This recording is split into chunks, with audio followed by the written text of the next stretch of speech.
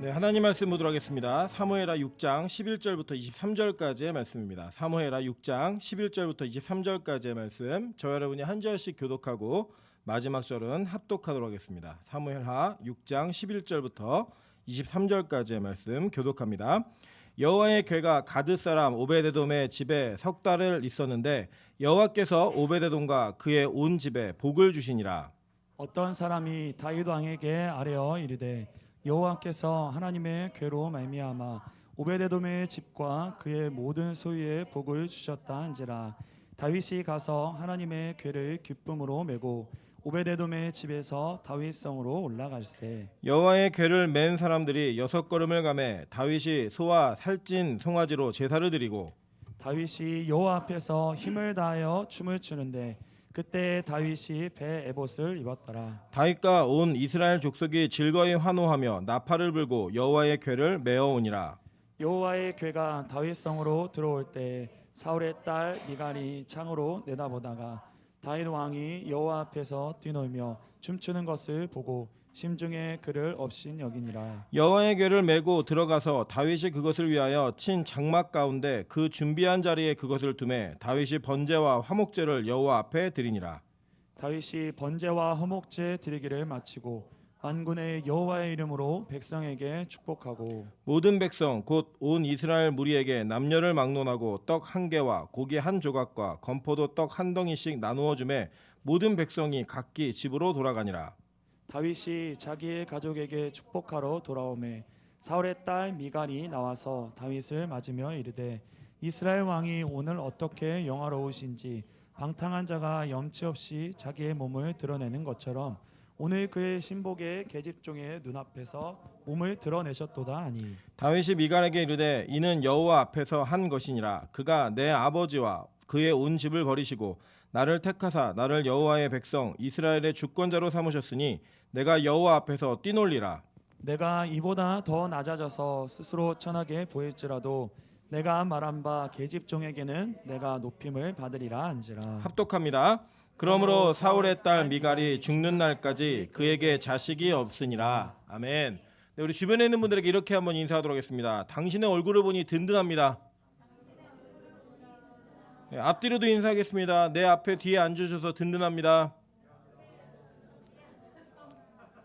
네, 우리가 이렇게 얼굴을 마주 볼 수 있는 은혜가 있어서 참 좋고요. 저는 오늘 되게 기쁩니다. 우리 장로님 두 분이 맨 앞에 이렇게 앉아 계시니까 너무 든든해요, 마음이. 우리 교회 여성이 더 많은 교회이긴 한데 앞으로 남성 부흥이 있을 줄 믿습니다. 네, 오늘은 사무엘하 6장 11절부터 23절까지의 말씀을 가지고 장막의 문지기라는 제목으로 하나님 말씀 증거하도록 하겠습니다. 제가 지지난주에 이 본문을 가지고 설교하면서 우리가 다윗의 장막의 예배라는 제목으로 이 장막 예배라는 제목으로 말씀을 들었습니다. 그리고 오늘은 그 뒤에 연이어서 우리가 이 말씀 가운데 또 우리 교회가 붙들고 나가야 될 비전과 우리 예배가 어떻게 회복되어져야 되는지를 한번 살펴보는 그런 시간을 갖도록 하겠습니다. 먼저 오늘 본문 11절에 보면 이렇게 얘기합니다. 여호와의 궤가 가드 사람 오베데돔의 집에 석 달을 있었는데 여호와께서 오베데돔과 그의 온 집에 복을 주시니라 라고 얘기했어요. 그죠? 여러분, 우리가 이제 복이라는 단어 참 좋아합니다. 그래서 사실은 이제 어떤 분들은 제가 이제 복에 대한 너무 부정적 인식이 많지 않나라는 생각을 많이 얘기하시는데 성경은요, 이 복이라는 단어를 통하여서 이 복이 무엇을 의미하는지를 이미 구약에서 너무나 명확하게 이야기해 놓았습니다. 그래서 우리 오늘 이 복의 개념을 잘 이해하시면서 이 오베데돔의 집에 복을 받았다 그러는데 구체적으로 무슨 복인지는 쓰여 있지 않아요. 다만 복을 받았다라고만 쓰여 있거든요. 그 복이 무슨 복이었나, 이 내용들을 우리가 유추해 보도록 하겠습니다. 먼저 성경 전체에서요, 복이라는 단어가 가장 먼저 쓰인 곳은 창세기입니다. 창세기 1장 22절에 이렇게 얘기합니다. 하나님이 그들에게 복을 주시며 이르시되 생육하고 번성하여 여러 바닷물에 충만하라, 새들도 땅에 번성하라 하시니라 라고 얘기했어요. 자, 이게 보니까 지금 하나님이 창조를 하신 다음에 복이라는 단어를 처음 쓰셨던 대상이 누구냐면 물고기하고 새예요. 그죠? 물고기하고 새에게 복을 주셨다라고 얘기하는데, 만약에 지금 우리가 한국적으로, 그러니까 우리나라에 전통적으로 내려오고 있는 샤머니즘적 이해를 통해서 복이라는 단어를 적용한다면 이 물고기하고 새에게 적용할 수 있는 복은 우리가 생각하는 것과 맞지 않아요. 그죠? 뭐 예를 들어 뭐 돈이 많아지고 뭐 신분 상승이 되고 뭐 그러면 은붕어가 금붕어가 되고 뭐 이러나요? 그런 어떤 식의 복을 이야기한다면 이 물고기하고 새에게 주는 복은 우리가 이해할 수 없는 복이에요. 그죠? 근데 이 히브리어 복이라고 하는 단어는 바라크라고 하는 단어인데요. 이 단어가 어떤 내용으로 의미되어져 있는지 한번 보도록 할게요. 이 바라크라는 단어는 축복하다라는 단어의 뜻이에요. 복이라는 단어 맞죠? 근데 거기에 또 어떤 의미가 있냐면 무릎 꿇다라는 단어의 의미가 있어요. 자, 이 무릎 꿇다라는 단어는 자 보세요.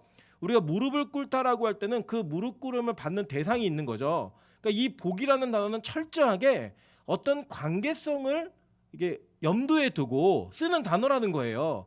그래서 이 복이라는 단어는 하나님의 통치와 그리고 통치를 받는 자들 사이에 생명력 있는 관계를 복이라고 얘기한다는 거예요. 그러니까 물고기에게 복을 주셨다, 새에게 복을 주셨다라는 것을 어떻게 이해하면 되냐면 하나님이 창조되어진 목적대로, 그러니까 창조하신 목적대로 새가 날아가는 것, 창조하신 목적대로 물고기가 헤엄을 치는 것, 그게 복이라는 거예요. 복. 그리고 그것이 하나님과의 생명력 안에 관계성으로 존재하면서 이 창조되어진 것들이 하나님을 예배하는 관계로 이어졌을 때 그것을 무슨 관계라고 얘기하냐면 복받은 관계, 복 있는 관계, 이렇게 얘기하는 거예요. 자 보세요. 두 번째로 하나님이 인간에게 복을 주셨습니다. 창세기 1장 27절부터 28절입니다. 하나님이 자기 형상 곧 하나님의 형상대로 사람을 창조하시되 남자와 여자를 창조하시고 하나님이 그들에게 복을 주시며 하나님이 그들에게 이르시되 생육하고 번성하여 땅에 충만하라, 땅을 정복하라, 바다의 물고기와 하늘의 새와 땅에 움직이는 모든 생물을 다스리라 하시니라 라고 얘기했어요. 자, 그러니까 이것도 역시 하나님과의 생명력인 관계 속에서 하나님의 통치권이 누구에게 위임된 거예요? 인간에게 위임이 된 것이고 그 위임되어진 대로 하나님과의 관계성을 유지하며 사명대로 사는 것이 뭐라고요? 복인 거예요. 야, 이해되셨죠? 그러니까 복받은 존재였던 물고기와 새가 그러니까 하나님의 복을 받은 인간에게 통치받는 이런 관계성이 이어지는 거예요. 그러니까 여러분 잘 보세요.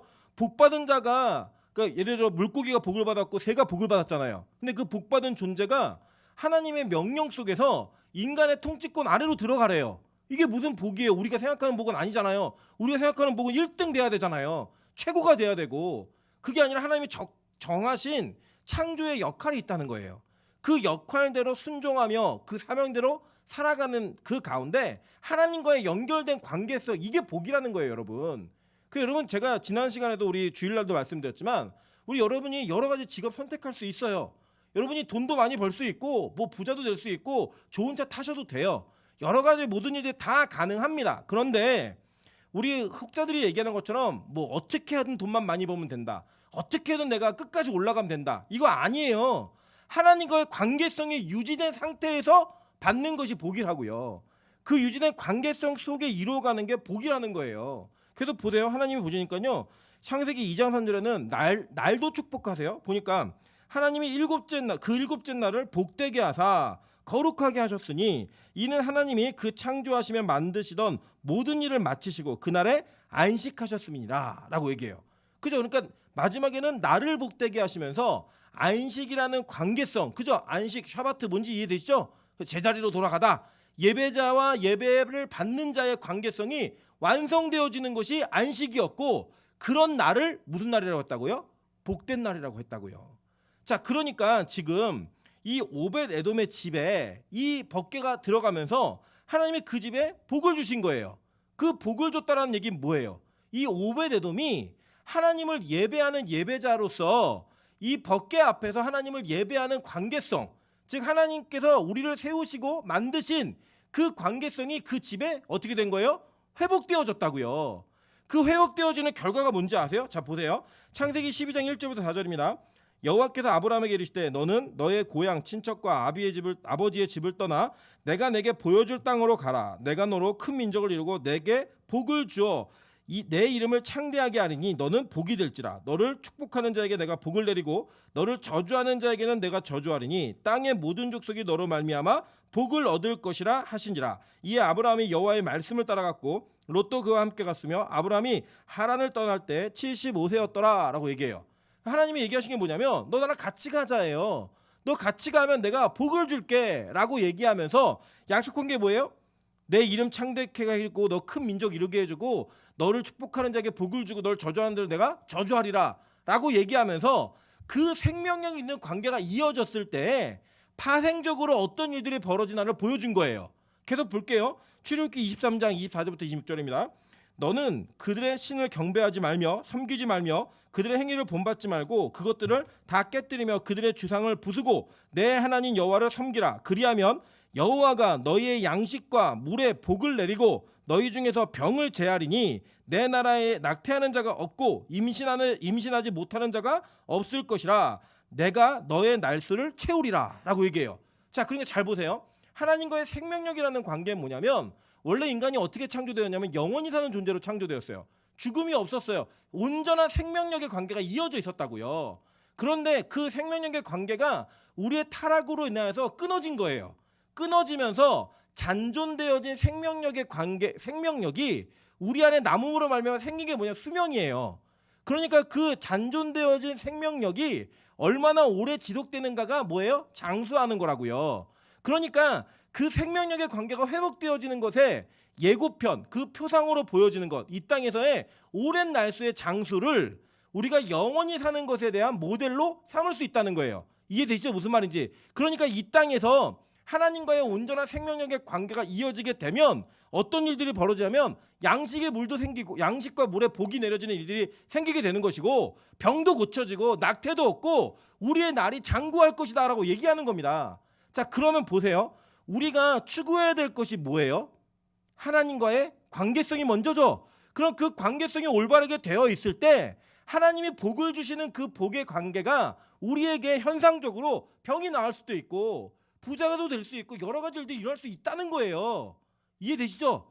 그렇게 이어지는 건데 우리는 뭐에 관심이 있냐면 하나님과의 생명력의 관계에 관심이 없어요. 하나님 얼마 줄 거예요? 하나님 몇 평짜리 집 주실 건데요? 얼마나 좋은 남편, 얼마나 좋은 아내 주실 건데요? 이거에 관심이 있으니까 그 생명력의 관계가 이어지지가 않는 거예요. 오늘 오베데돔은 사실 이 오베데돔이라는 이름의 뜻이 에돔의 예배자란 뜻이에요. 에돔을 섬기는 자의 예배자란 뜻이라고요. 이 사람이 석 달 동안 법궤가 자기네 집안에 있는 동안 하나님이 그의 온 집에 복을 주시는 걸 경험한 거예요. 뭐냐? 예배의 관계가 회복됨으로 말미암아 장구하게 얻어지는 뭐 여러 가지들을 경험하게 된 거죠. 경험하게. 그 경험을 누가 들었느냐? 다윗이 들은 거예요. 다윗은 이 예배를 드리기 위해 법궤를 다윗성으로 가져오고자 했습니다. 그죠? 근데 실패했잖아요. 실패하고 낙심하면서 굉장히 두려워하고 있을 때 하나님의 예배 관계가 회복된 자에게 어떤 복을 주시는가를 본 거예요. 들은 거예요. 그래서 다윗이 다시 용기를 냅니다. 용기를 내가지고 얘기하는 거예요. 가서 하나님의 궤를 기쁨으로 메고 오자라고 하면서 그가 다시 출발하는 거예요. 자, 그래서 보니까요. 오늘 여기 그 13절 보세요. 13절.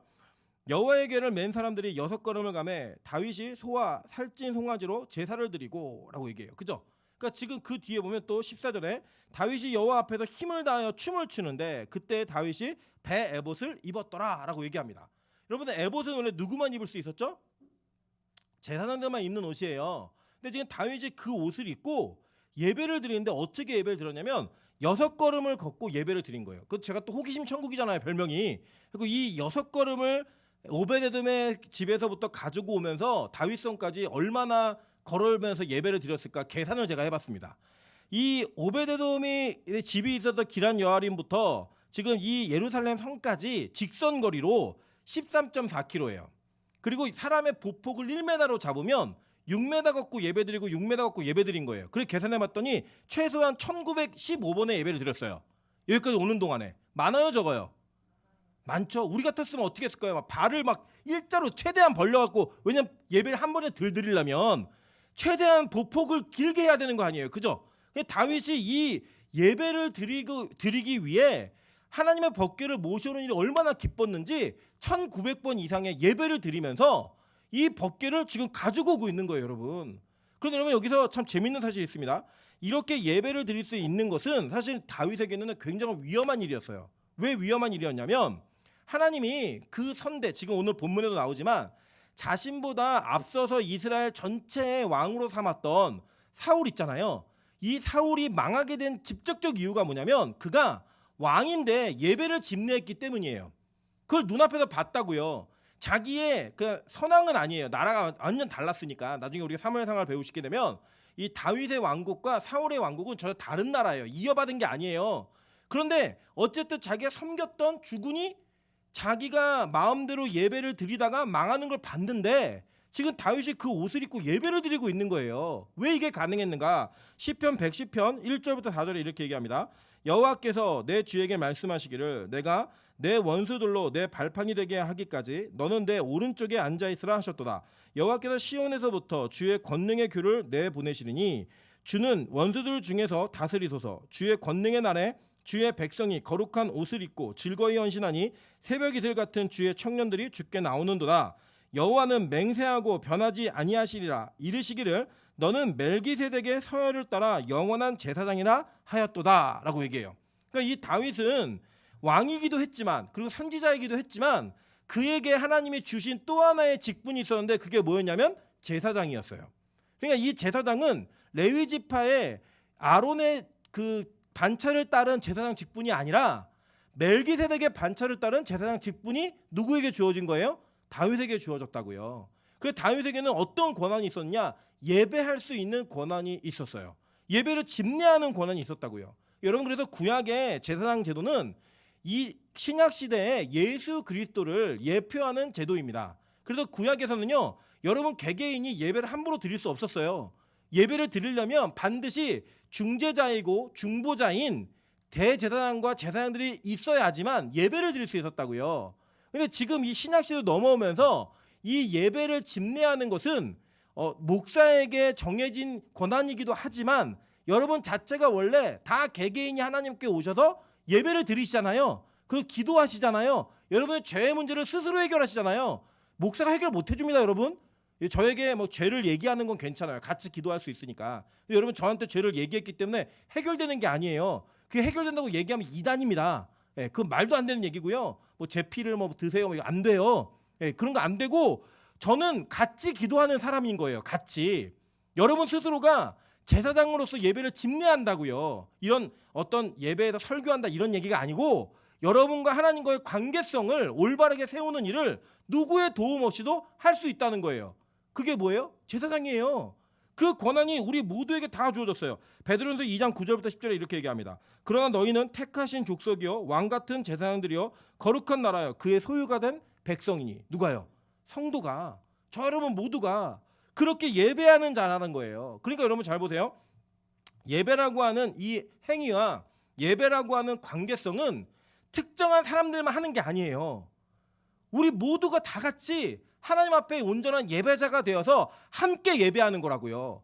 교육자니까 더 많이 해야 되고 장로 권사니까 더 많이, 그게 아니라 그냥 우리 모두는 다 뭐예요? 왕 같은 제사장이라고요. 선택받은 소유된 백성이라고요. 그래서 우리에게는 예배할 수 있는 특권이 있는 거예요. 여러분 이거 구약 성도들이 들으면 기절초풍할 권한입니다. 감히 우리는 상상도 못하던 거를 너희들은 막 하고 있네? 막 하는 게 아니라 그 특권을 누리는 거예요. 그래서 여러분 뭐 예배 많은 교회가 힘들다 아니고요. 예배 많은 교회는 그 특권이 올바르게 사용되어지도록 만들어주는 교회인 거예요. 믿으십니까? 그 얘기하니까 또 아멘이 적어지시네요. 더 크게 믿으십니까? 네, 믿으셔야 돼요. 이 예배의 특권은요 양보할 수 있는 게 아니고 양도할 수 있는 게 아니에요. 우리 모두가 반드시 하나님의 관계성, 생명력 있는 관계 속에 복을 누리기 위해 필수적으로 있어야만 되는 관계성을 이게 형태로 나타나는 게 예배자예요. 아시겠죠? 이게 무슨 말인지. 그래서 그 예배자가 바로 오늘 저와 여러분이라는 거예요. 로마서 15장 16절에도 이렇게 얘기합니다. 이 은혜는 곧 나로 이방인을 위하여 그리스도 예수의 일꾼이 되어 하나님의 복음의 제사장의 직분을 하게 하사 이방인을 제물로 드리는 것이 성령 안에서 거룩하게 되어 받으실 만하게 하려 하심이라 라고 얘기해요. 바울이요 자기가 이방인의 사도였어요. 그 이방인에게 복음을 전하는 그 직분을 바울은 뭐라고 표현했냐면 하나님의 제사장이라고 얘기했다고요. 중재자로서 중보자로서 역할을 하는 거라고 얘기했다고요. 그러니까 뭐냐면 여러분이 이 땅을 살면서 갖고 있는 직분, 직업, 뭐 위치 다 있잖아요. 그게 제사장으로서의 역할 직분인 거예요. 그 안에서 그래서 뭐가 있어야 되냐면 여러분이 속한 삶의 영역 속에 하나님께 드리는 일들이 있어야 돼요. 영혼이 되었던, 물질이 되었던, 여러분이 가지고 있는 능력이 되었던 뭐든 간에 그것이 하나님께 드려지는 데 있어서 여러분이 사용되어질 때 그게 뭐예요? 제사장의 역할을 감당하는 거라고요. 오늘 다윗이 자기의 사명을 그렇게 얘기했다라는 거예요. 그렇게 예배하는 다윗이 어떻게 예배했는지 아세요? 자 보세요. 다윗이 15절 보니까 다윗이 온 이스라엘 족속이 즐거이 환호하며 나팔을 불고 여호와의 궤를 메어오니라. 여호와의 궤가 다윗성으로 들어올 때 사울의 딸 미갈이 창으로 내다보다가 다윗 왕이 여호와 앞에서 뛰놀며 춤추는 것을 보고 심중에 그를 업신여기니라라고 얘기해요. 자 여기 포인트는 뭐냐면 다윗이 이렇게 성에 들어올 때 법궤가 춤을 췄다는 거예요. 자 그 춤이 어느 정도로 격렬했냐면 다윗의 하체가 다 드러날 정도로 격렬한 춤을 추었어요. 자 볼게요. 이 출애굽기 15장 20절부터 21절입니다. 아론의 누이 선지자 미리암이 손에 소구를 잡음에 모든 여인도 그를 따라 나오며 소구를 잡고 춤추니 미리암이 그들에게 화답하여 이르되 너희는 여호와를 찬송하라. 그는 높고 영화로우시며 말과 그 탄자를 바다에 던지셨음이로다 라고 얘기해요. 자 여기 보니까 지금 이건 어떤 장면이냐면 이스라엘 백성들이 홍해 바다를 건넌 이후에 그 애굽의 백성들이 자신을 추격하다가 홍해 바다에 다 함몰되는 걸 그냥 눈으로 봤어요. 눈으로 본 다음에 미리암이 나와서 소고를 잡으니까 모든 이스라엘 백성의 여인들이 나와서 뭘 했어요? 춤을 췄어요. 구원의 기쁨 때문에 춤을 췄다고요. 그 춤을 추면서 하나님을 어떻게 했어요? 예배했어요. 송축하며 영광을 돌렸다고요. 그게 뭐냐? 예배행위예요. 예배행위. 그 예배행위를 통하여 그들은 자신들이 가지고 자신들이 할 수 있는 최선을 다해 하나님을 예배했습니다. 목소리로 찬양을 하고 가지고 있는 악기로 연주를 했고요. 자신의 몸을 춤을 추면서 드린 거예요. 주님 앞에. 그래도 볼게요. 사사기 21장 23절에도 이렇게 얘기합니다. 베냐민 자손이 그같이 행하여 춤추는 여자들 중에서 자기들의 숫자대로 붙들어 아내를 삼아 자기 기업에 돌아가서 성읍들을 건축하고 거기 거주하였더라. 자 이거는 약간 설명이 좀 필요해요. 이 이스라엘 백성들의 그 제사장의 첩으로 인한 분쟁 때문에 11지파와 베냐민 지파가 전쟁을 벌여요. 근데 이 베냐민 지파가 거의 몰살 위기까지 갑니다. 아예 없어질 위기까지 가요. 여자가 없으니까 그들이 맹세한 것이 뭐였냐면 우리의 딸들을 베냐민 지파에게 주지 말자였어요. 그래서 이들이 이제 이 문제를 해결하기 위해서 이제 어떻게 눈을 감고 이제 뭔가 눈 가리고 아웅을 했냐면 예배드리러 올라온 여자들 중에 이 보쌈을 해간 거예요. 한마디로 보쌈을 해갖고 너희 아내를 삼으면 우리는 몰랐다 그냥. 그러니까 너네는 그냥 그렇게 결혼해서 지파를 유지해라 라고 하는 법을 정해준 거예요. 그런데 잘 보세요. 여기에서 보니까 예배를 드리러 올라갔을 때에 그 예배 문화를 우리가 알 수 있어요. 여기서 그게 뭐였어요? 예배 가운데 뭘 했어요? 여자들이 춤을 춘 거예요. 그러니까 여러분 시집 못 가신 분들은 춤추세요. 예배 시간에 시집 가요. 그러면 네, 춤을 춘 거예요. 춤을 추면 사인이 뭐예요? 시집 가고 싶어. 하나님께 예배하다가 덤으로 못 가져오는 거예요? 시집도 가는 거예요. 그러니까 제가 이제 말씀 강조하는 건 예배 문화가 그랬다고. 예배 문화가 춤을 추는 문화가 있었어요. 보세요. 사무엘상 18장 6절에도 마찬가지입니다. 무리가 돌아올 때 곧 다윗이 블레셋 사람들을 죽이고 돌아올 때 여인들이 이스라엘 모든 성읍에 나와서 노래하며 춤추며 소고와 경세를 가지고 왕 사울을 환영하는데 라고 얘기해요. 전쟁이 끝나고 돌아왔을 때에도 그들이 뭘 했어요? 악기를 때리면서 춤을 췄다고요. 춤을 추면서 그걸 맞이했어요. 왜 그랬느냐? 그러니까 이스라엘을 포함해서 고대 근동의 모든 전쟁은 다 종교 전쟁이에요. 그래서 누구의 신이 센가예요. 이긴 신이 더 센 거예요. 이긴 나라의 신이 더 센 거예요. 그래서 그것을 증명하고 돌아오는 그 전쟁의 승리자들 앞에서 그들이 뭐 했어요? 춤을 추며 찬양하며 노래를 했다고요. 그게 고대 근동의 문화였어요. 문화. 이게 예배자의 모습이었다는 거예요. 예배자의 모습. 여러분 참 신기한 게 뭔지 아십니까? 한국에 이 예배 문화가 세워지고 예배 모범이 세워질 때 유교적 문화가 너무나 이렇게 틀을 가지고 들어왔어요. 그래서 우리 기독교의 한국 기독교의 예배에는 뭐가 없냐? 자유로움이 없어요. 그 자유로움이 없다는 건 우리 형식적으로 뭔가 경건하다는 건 조용히 하고 움직임이 적고 천천히 걷고 저처럼 이렇게 고음으로 막 빨리 말하면 이게 불건강한 거예요. 이거는 어떻게 해야 되냐? 하나님께서 천천히 말하고 그죠? 물도 천천히 들고 나무늘보예요? 네. 그렇게 해야지만 경건한 예배라고 얘기한다는 거예요. 그렇게 해야지만. 아닙니다 여러분. 원래 구약의 예배도요 하나님께 춤을 추고 노래를 했다고요. 기뻐하며 악기를 연주했고요. 정말 놀라운 모습으로 주님 앞에 영광을 돌렸어요. 여러분 이 예배 문화라는 게요. 얼마나 이게 참 아이러니한 건지 한번 보시면 돼요. 여러분 이게 피아노라는 악기가 이게 개발은 원래 그 독일 사람이 했는데 이탈리아에서 이게 대중화됐어요. 대중화됐을 때 이 악기가 어디에 쓰였냐면 술집에서 쓰인 악기예요. 그래서 이 피아노라는 악기를 교회까지 들여오는데 100년 걸렸습니다. 100년. 들어오면 된다 안 된다. 우리 여기 권사님들 기억나시죠? 드럼 교회 놓으면 됐어요 안 됐어요? 안 됐죠. 드럼 놓으면 큰일 나는 거였어요. 불경건한 악기였다고 이 악기 자체가. 그런데 여러분 보세요. 지금 드럼 안 쓰는 교회 있어요 없어요? 한 100교회 중에 2교회 있을까? 없어요. 다 드럼 쓰고요. 다 반주자가 없어서 못하지 다 해요. 문화라는 건 변하고요. 우리가 하나님을 찬양할 수 있는 방법도 변해요. 교회 예배 형태도 변해요. 정말 우리가 가지고 있는 문명이라고 하는 것은 어떻게 사용하느냐 그 대상이 누구인가가 문제이지 그 악기 자체가 경건한 악기가 없어요. 여기 무슨 경건한 악기예요? 여기 성물이에요? 구약이라고요. 그거는 없는 제도예요. 하나님이 그 모든 걸 다 끝내시고 여러분이 거룩한 존재이고 이 공동체가 거룩이지 특정한 악기나 뭐 특정한 물건이 거룩한 거 아니에요. 다만 예배 때 쓰니까 우리가 이것을 조금 더 아껴서 다루자 이런 거예요. 예를 들면 오늘도 이 판넬이 왔잖아요. 근데 그 업체에서 기스가 엄청난 걸 보냈어요. 그래서 우리 그거 보면서 야 기스 나니까 이거 불경건한 거고 기스가 없으면 경건한 거예요? 아니에요. 그냥 바이러스만 막아주고 여러분 제 침만 안 맞으시면 돼요. 그게 중요한 거죠. 그런데 바꿔달라고 할 거예요. 너무 기스가 많이 나가지고. 그런데 여러분 보세요. 우리가 갖고 있는 고정관념 틀이 하나님을 예배하는 관계성을 무너뜨리고 있는 거예요. 자꾸 무너지게 만드는 거예요. 제가 아까도 잠깐 그런 얘기했는데 제 주일학교 때 유초등부에게 가장 큰 죄를 짓는 일은 뭐였냐면 오락실 가는 일이었어요. 그래갖고요 캠프파이어 같은 거 하면은 전도사님이 죄진 거 써내라 그러면 죄진 거를 써낼 때 오락실 간 거, 갤러그 뭐 20분 했습니다. 뭐죠 이거 더블 드래곤 뭐 이거 하다 왔습니다. 뭐 이런 거 막 써도 됐다고요. 그러면 울면서 그거 막 불에 던지고 막 이러면서 죄가 용서받았다 막 그런 율법주의적 그 행사들을 할 때 있었고요. 꼭 교회 근처에 있는 오락실에서는 항상 비명 소리가 났어요. 주일날. 엄마 아니야. 그럼 엄마가 머리 끄덕고 나가면서 너 정신 차려. 목사님 회개기도 해야 돼. 막 그러고 금식기도 시키고 막 이랬다고요. 지금은요? 지금은 여러분 오락실 가는 게 죄예요? 애들 PC방 다 가잖아요. 그 가는 거 갖고 너 죄 짓고 왔네 이렇게 얘기 안 해요. 여러분 제 기억에 제가 97년도에 대학교를 들어갔는데 그때 인터넷이라는 게 우리나라에 들어왔어요. 그래서 제가 97년도, 그러니까 96년에서 97년 넘어가는 겨울방학 때 돈 30만 원의 거금을 내고 강남에 있는 학원에 가서 그 전화기로 접속하는 거 있죠. 삐삐삐 뚜뚜뚜 접속해가지고 넷스케이프라는 브라우저로 이메일을 보내는 거를 30만 원 주고 배웠어요.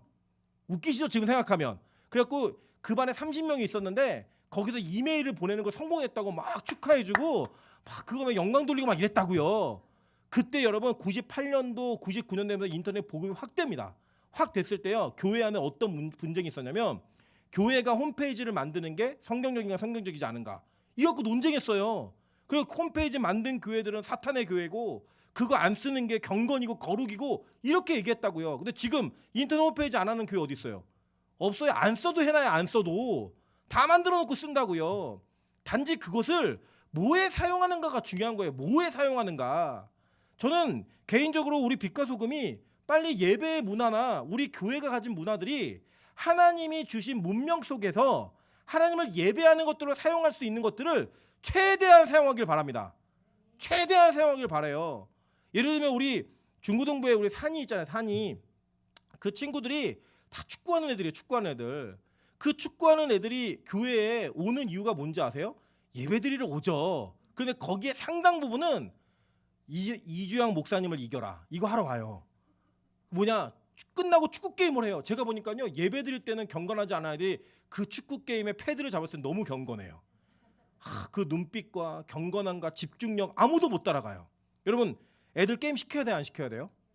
네, 시켜야 돼요. 왜요? 예배드리게 하기 위해서. 그것을 통해 교제가 일어나는 거예요. 교제가. 지금 이주영 강사님은요 어마어마. 제가 이 교회 처음 부임했을 때 이주영 강사님하고 축구 게임을 하면요 뭐 제가 막 7대0 8대0 이렇게 이겼다고요. 봐주면서 하고. 지금 제가 져요. 그동안 뭐 했냐 말씀 연구 안 하고 계속 애들이 그거 한 거예요. 막 그거 하면서 축구 실력이 너무 늘어가지고 따라잡을 수 없는 이 시대의 진정한 사역자입니다. 진정한 청소년부 사역자. 그게 필요한 거예요. 그런 관계성이 뭘 이어가는지 아세요? 애들을 예배자로 세우게 한다고요. 이게 교회가 바뀌어가고 변화되어지는 문화예요. 지금 저희 아들이 이걸 해요. 이거를 3살 때부터 했다고요. 이게 뭔지 아세요? 핸드폰 화면 확대하는 거. 이걸 했다고요. 말도 안 되는 일들이 막 벌어지죠. 그때 어떻게 되냐? 우리는 그걸 사용해야 된다, 안 된다 이 논쟁을 할 게 아니고 그렇게 주어진 것을 가지고 어떻게 하나님을 예배하는 아이들을 만들어야 될 것인가, 어떻게 예배자로 세울 것인가를 고민해야 된다고요. 그런 면에서는요, 예배는 하나님 앞에서 자유로움이 있어야 돼요. 이 당시에 이 출애굽기가 자꾸 뭐 옛날이 좋다, 옛날 거 해야 된다. 그러면 소고치고 춤추고 비파 수금하세요.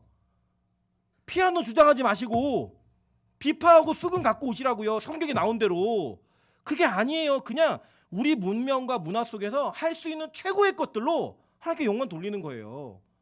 일렉 기타, 전자 기타 해야죠.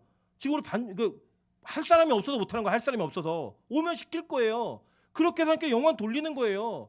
그러면서 최고의 기쁨과 최고를 표현하는 거예요. 제가 참 놀랬던 게 뭐냐면요. 이제 이게 우리는 모델이 있으니까 저희 하늘문 예배는 거의 콘서트장 같아요. 그러니까 하늘문은 그 제가 볼 때 천국 나이트클럽이에요. 그냥 미러볼만 닮은 데 레이저 쏘고 그건 딱이에요, 딱. 근데 제가 그 예배를 데려왔을 때 저희 아내가 믿음이 별로 없었던 사람이거든요. 처음에 예배를 딱 데려올 때 제가 이제 어떤 얘기했었냐면 예배 얘기만 하면 자꾸 대화가 끊어지는 거예요. 그래서 저는 마음에 한 70%는 헤어졌어요, 이미. 그래서 마지막으로 하늘문의 예배를 드리게 하고 이 예배를 적응 못하면 그만 만나야겠다. 이 마음을 가지고 데리고 온 거예요.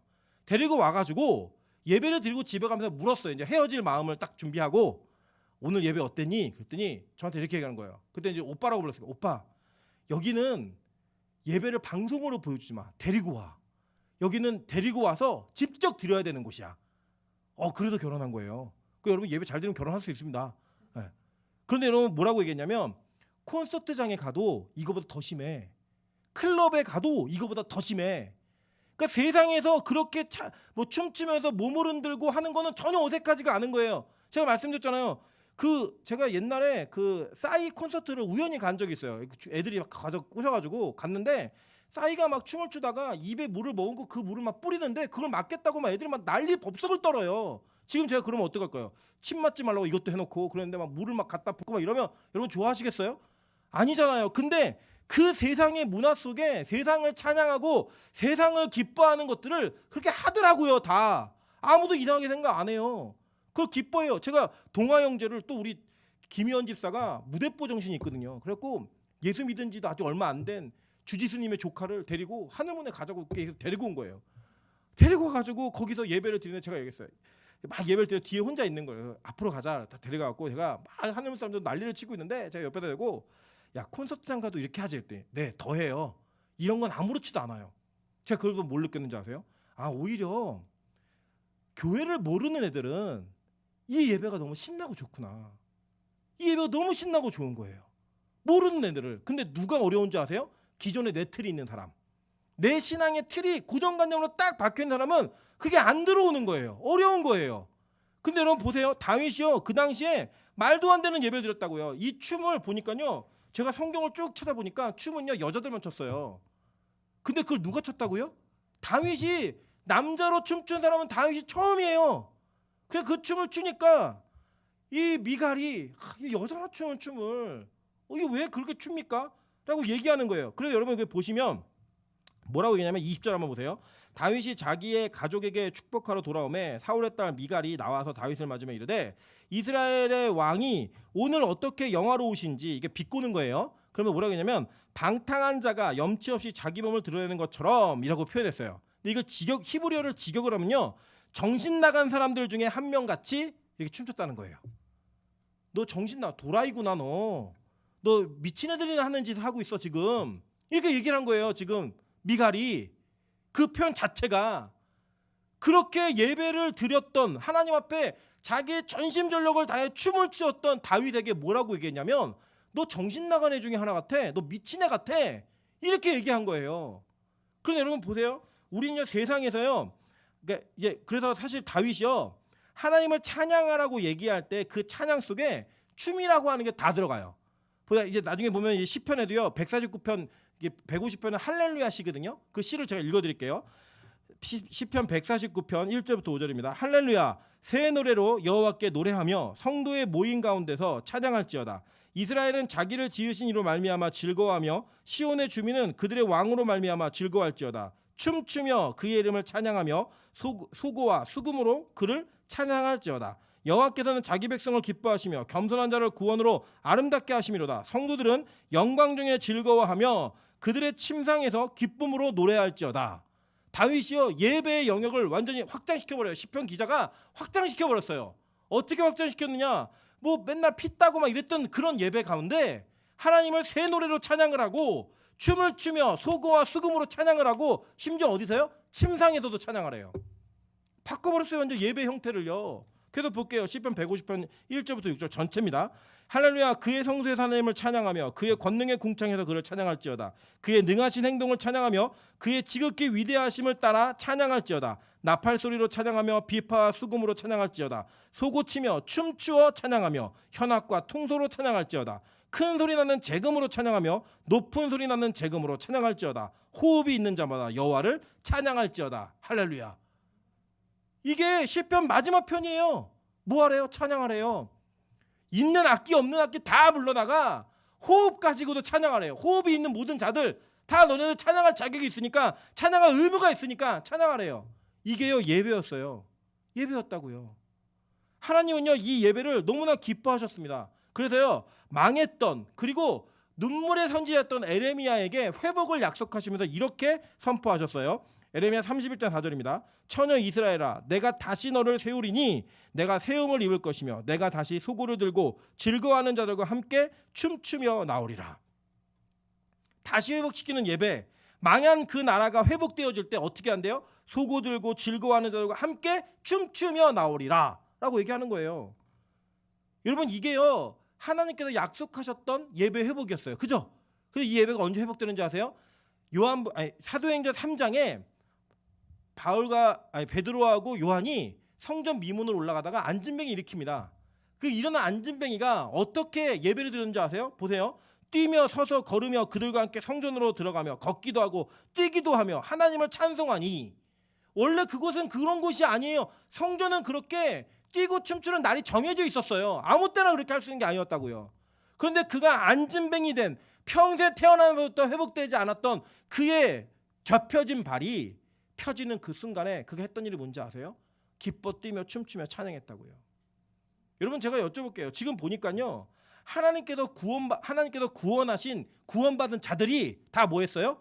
기뻐 뛰며 춤추며 하나님을 찬양했다고요. 여러분 그런 감격이 여러분 있으세요? 여러분 예배 때마다 정말 하나님을 기뻐 뛰며 춤추며 찬양하는 거, 심지어 우리는 박수 치는 것도 어색하고요. 손 드는 것조차도 어색해요. 그래서 제가 여쭤볼게요. 여러분 만약에 오늘 이번 주 토요일 날 로또 복권이 됐다. 그 여러분 소리 함성 안 지르실 분, 춤추라 그럴 때 춤 안 춰. 난 재질이 아니라 춤 못 춥니다. 이렇게 얘기하실 분, 무려 35억짜리 로또가 됐다. 상상이라도 그렇게 하자고. 상상이라도 35억짜리 로또가 됐는데 예를 들어 우리 승순이 권사님이 되신 거예요. 승순이 고생하시잖아요. 근데 우리가 권사님 35억짜리 됐으니까 지금 춤추세요. 그럼 춤추실 것 같아요? 안 추실 것 같아요? 춤춰야죠. 그죠? 우리 제일 뻣뻣한 사람 누구예요? 네? 박매영 권사님 40억짜리 복권했다. 춤추실 거예요? 안 추실 거예요? 벌써 추고 계세요. 이게 우리라고요. 이게 우리. 여러분 보세요. 우리 인간은요. 세상의 것들에게는요. 너무나 우리의 몸과 우리의 마음과 우리의 생각을 쉽게 내어줍니다. 실제로 그랬어요. 보니까요. 사무엘하 6장 20절 보니까 이 예배를 세상을 예배하는 자는 하나님께 예배하는 자가 정신 나간 것처럼 보이는 거예요. 근데 이 정신 나간 것처럼 보인다고 말했던 사람들이 세상을 어떻게 예배하는지 아십니까? 출애굽기 32장 19절입니다. 진에 가까이 이르러 그 송아지와 그 춤추는 것들을 보고 크게 노하여. 황금 송아지를 봤을 때는요. 그들이 춤췄다니까요. 그들 이스라엘 백성 전체가 춤을 추며 놀았어요. 그 앞에서. 왜요? 황금 송아지는 자신들의 꿈을 이루어주고 자신들의 욕구를 채워줄 수 있을 상징물이었거든요. 그 앞에서는 열심히 춤추는 거예요. 또 누가 춤췄는지 아세요? 마가복음 6장 22절입니다. 헤로디아의 딸이 친히 들어와 춤을 추어 헤롯과 그와 함께 앉은 자들을 기쁘게 앉으라. 왕이 그 소녀에게 이르되 무엇이든지 내가 원하는 것을 내게 구하라. 내가 주리라 하고. 이 헤로디아가 누구냐면요, 이 헤롯의 제수씨예요. 근데 이 제수씨가 너무 마음에 든다고 결혼을 하려고 그랬어요. 근데 이걸 누가 반대했느냐? 세례 요한이 하면 안 된다고 막 얘기한 거예요. 이 여자가 헤로디아가 너무 이 세례 요한이 미운 거예요. 그래갖고 자기 딸을 춤을 추게 한 거예요. 세상에 힘 있는 자들에게. 너무 마음에 드니까 헤롯이 얘기합니다. 너 원하는 거 다 해줄게. 뭐 원해? 나라의 절반이라도 줄게. 얘기하니까 뭘 구했는지 아세요? 세례 요한의 목을 원합니다. 이게 했다고요. 세상에 자기 것을 얻기 위해서 자기가 원하는 말도 안 되는 일이잖아요. 그 욕구를 채우기 위해서는요, 세상 앞에 춤추고 무릎 꿇는 일을 우리는 부끄럽지 않게 생각해요. 너무나 당연하게 생각한다고요. 여러분, 회사에 지각하지 않아야 된다는 건 상식이에요. 그죠? 그리고 그 지각을 밥 먹듯이 하고 반복해서 하면 여러분에게 어떤 피해가 오는지 알아요. 그래서 지각 안 하려고 노력합니다. 예배 그렇게 생각해 보셨어요? 세상에 우리 미팅을 나가고 남자를 만나고 누굴 만날 때는요, 여자를 만나고 이럴 때는 최선을 다해 예쁘게 꾸미고 나가요. 멋있게 하고 나간다고요. 예배 때 그렇게 와보셨냐고요. 하나님을 만나고 그 예배하는 것이 너무나 기쁘고 즐겁고 그분 앞에서 내 모든 것을 다 드려 예배하는 그 행위가 여러분 안에 행복과 기쁨으로 남아있지 않다면 여러분이 지금 누구를 예배하고 있는지는 너무나 여실한 거예요. 세상을 혹시 예배하고 계십니까? 다시 예배자로 돌아오셔야 합니다. 오늘 이 장면 속에 너무나 전 놀라운 사실을 보게 됩니다. 보면요, 이 오베데돔의 집에 법궤가 석 달이 있었어요. 석 달이 있었을 때 복을 주셨거든요, 하나님이. 그 복을 받았던 오베데돔에게 다윗이 찾아온 거예요. 이렇게 얘기했을 거예요, 아마. 이건 계시의존 사색이에요. 상상입니다. 제가 지금부터 오베데돔 씨에게 또 제안할 것이 있습니다. 제가 하나님 너무 예배하고 싶으니까 법궤를 좀 모셔갈 수 있게 좀 법궤를 내어 주십시오. 라고 얘기하니까요, 오베데돔이 왕이 그렇게 요구하시면 당연히 그렇게 해야죠. 그러고서 한 일이 있었어요. 뭔지 아세요? 얘들아, 짐 싸라. 짐을 다 싸요. 짐을 싸갖고 뭘 했냐면요, 오베데돔이 법궤와 함께 움직였습니다. 그래서 보세요, 성경에 역대상 15장 24절입니다. 제사장 스바냐와 요사박과 느다넬과 아비세와 스가랴와 분하야와 엘리에셀은 하나님의 궤 앞에서도 나팔을 부는 자요, 오벳에돔과 여히야는 궤 앞에서 문을 지키는 자이더라. 오베데돔이요, 자기 집에서부터 떠나가지고 예루살렘에 올라가서 뭐 했는 줄 아세요? 법궤 문, 그러니까 예배 문을 지키는 성경 문지기가 된 거예요. 문지기가 다윗의 장막을 지키는 문지기가 된 거예요. 그 3개월에 하나님과의 생명력이 있는 복의 관계가 자기 인생의 그 어떤 것보다 소중했던 시간이었고, 무엇과도 바꿀 수 없는 기쁨과 감격과 환희가 있으니까 그의 인생에 자기의 모든 것을 다 버리고 원래 살았던 집까지 다 버렸어요. 그 이름의 뜻이 뭐라고요? 에돔의 예배자예요. 에돔의 신을 예배하는 그 예배자가, 이방인의 신을 예배했던 예배자가 하나님을 예배하면서 받는 그 복이 무엇인지를 깨닫고 나서 했던 행동이 뭐냐면, 내가 법궤 내어 드릴게요. 근데 저 문지기라도 좀 시켜주십시오. 그래, 그것에서 문지기 하는 거예요. 성령 문지기로 사는 거예요. 여러분, 다윗에게는요, 수많은 칭호가 붙습니다. 지금도 여러분, 이스라엘 국기 안에 있는 그 별이 다윗의 별이에요. 다윗은 이스라엘 역사에서도 뺄 수 없는 인물이고, 세계 전체 역사를 보아도 그만한 영화와 부귀를 누렸던 사람이 없어요. 근데 그 사람이 뭐라고 하나님께 노래하는 줄 아세요? 시편 83편 10절입니다. 주의 궁정에서의 한 날이 다른 곳에서의 첫날보다 나은즉 악인의 장막에서 사는 것보다 내 하나님의 성전 문지기로 있는 것이 좋사오니. 이게 다윗의 고백이었다고요. 그래서 다윗이 여러분 뭐 한 줄 아세요? 그 법궤 다윗의 장막에 갖다 놓고 아침 저녁으로 예배했고요. 그 장막에 있었던 법궤 앞에서 날마다 춤춘 거예요. 날마다 예배한 거예요. 그에게는 그것보다 더 소중한 시간이 없었고, 그에게는 그것보다 더 중요한 것이 없었으니까. 오늘 저와 여러분에게 하나님 도전하십니다. 그리고 여러분 스스로에게 한번 질문해 보십시오. 여러분에게 다윗의 예배와 같은 장막의 문지기가 이 세상에 그 어떤 것보다 좋다라고 말할 수 있는 진짜 예배자의 마음이 있으시냐고요. 그게 없다면 우리는 하나님의 예배자가 아니라 세상을 예배하는 예배자들일 겁니다.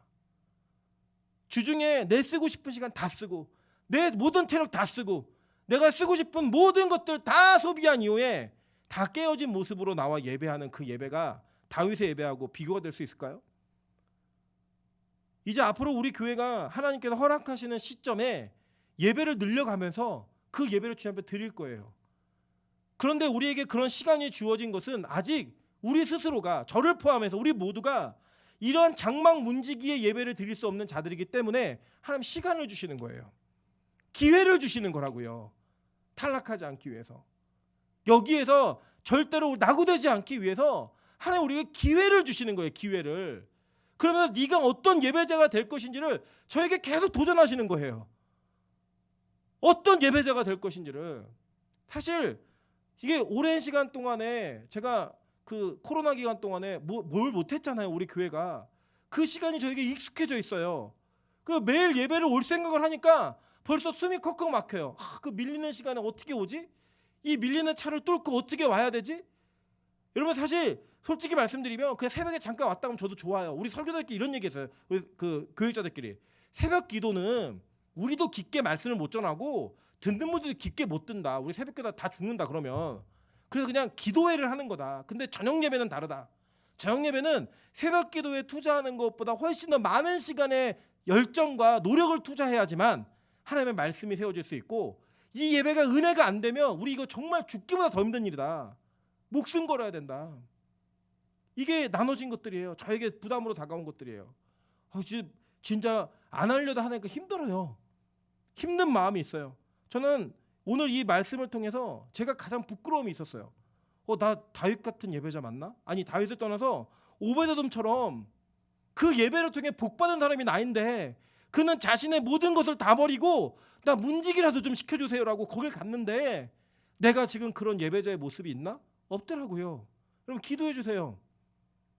그 기도를 통해 이 예배자가 세워지는 교회가 되어야지만 하나님이 이 예배를 받으실 거예요. 여러분 우리 교회 장로님 권사님들 참 훌륭하신 분들이에요. 우리 청년들 이런 청년들 없어요. 다른 교회와 비교하면요. 근데 하나님의 관점에서는요. 정말 우리가 그런 예배자일까요? 제가 오늘도 뭘 자료를 찾다가 2014년도에 하늘문에서 예배드리는 예배자들이 앞자리에서 예배를 드리기 위해 어떤 일을 했는지를 찾았고 제가 그걸 올려줬어요. 우리 하늘문 다 기도하는 친구들에게. 저 뒤에서부터 5시가 되면 시작하는 순간 모두가 맨 앞자리에 앉겠다고 100m 질주를 달리다가 서로 막 방석 위에 올라타고 사람 위에 올라타고 그러면서 예배 자리를 잡았어요. 그게요 9시 예배인데 5시에 있었던 일이에요. 9시 예배인데 5시에 있었던 일이라고요. 우리 교회가 그런 예배를 드릴 수 있을까요? 여러분 만약에 우리가 매일 예배 드리는데 예배의 감격과 은혜가 없다? 그건 정말 죽기보다 못할 짓이에요. 정말 죽기보다 못할 짓이라고요. 저는 저만 부담이 있지 않아요. 여러분도 부담이 있으셔야 된다고 생각해요. 계속 얘기한 게 있으니까 하긴 해야겠죠. 어차피 해야 될 거예요. 근데 예배에 그 감격이 없으면 안 된다고요. 뭐가 예배일까요? 여러분 예배 시간 더 일찍 오세요. 와서 기도하세요. 오늘도 저희 기도한 이후에 막 연습하고 그러는데 제가 마음이 참 불편했어요. 불편한 게 뭐였냐면 예배 준비를 안 하고 있었구나. 밥 먹고 얘기하는 것은 충분히 했는데 예배 준비가 안 돼 있었구나. 우리 교회가요 이제 예배자 진짜 장막의 문지기가 너무나 기뻐서 드리는 그 예배 그 모습이 우리에게 없다면 매일 예배 실패할 거예요. 그 실패는 실패했으니까 안 드려야지 너무 좋겠다가 아니에요.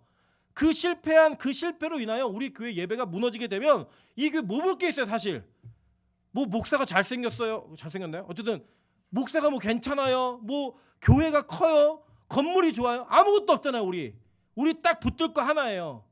예수의 십자가의 능력이 나타나는 예배. 그 감격이 있는 예배. 그거 하나 말고는 아무것도 없잖아요.